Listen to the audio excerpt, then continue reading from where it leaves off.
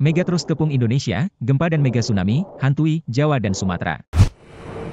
Wilayah Selat Sunda dan Mentawai Siberut sudah ratusan tahun tidak terjadi gempa besar. BMKG mewanti-wanti ancaman gempa besar dari zona megatrust, terutama di segmen yang sudah lama tak mengalami lindu. Jalur megatrust di Indonesia memanjang dari sebelah barat ujung utara Sumatera ke selatan Jawa hingga di selatan Bali dan Nusa Tenggara yang terbagi-bagi ke dalam beberapa segmen. Indonesia memiliki 13 segmentasi megatrust yang aktif dan berpotensi menyebabkan gempa dan tsunami besar.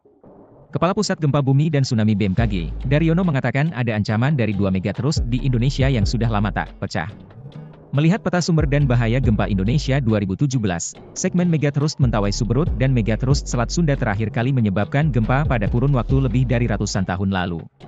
Daryono menyebut alasan gempa megatrust dikatakan tinggal menunggu waktu, disebabkan karena segmen-segmen sumber gempa di sekitarnya sudah rilis gempa besar semua.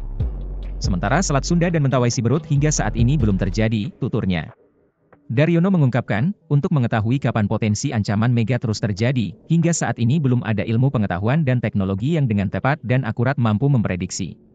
Informasi potensi gempa megatrust yang berkembang saat ini sama sekali bukanlah prediksi atau peringatan dini, sehingga jangan dimaknai secara keliru.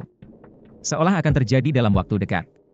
Dikutip dari laman Kementerian ESDM, jalur megatrust di Indonesia memanjang dari sebelah barat ujung utara Sumatera ke selatan Jawa hingga di selatan Bali dan Nusa Tenggara yang terbagi-bagi ke dalam beberapa segmen. Sementara dilansir dari Kompas.id, berdasar data Pusat Gempa Nasional, 2017, Indonesia memiliki 13 segmentasi megatrust yang aktif dan berpotensi menyebabkan gempa besar serta tsunami. Zona tersebut yaitu Aceh Andaman, Nia Simelu, Kepulauan Batu, Mentawai Siberut, Mentawai Pagai, Selat Sunda Banten, Selatan Jawa Barat Jawa Tengah, Selatan Jawa Timur, Sumba, Papua, Utara Sulawesi, dan subduksi lempeng laut Filipina.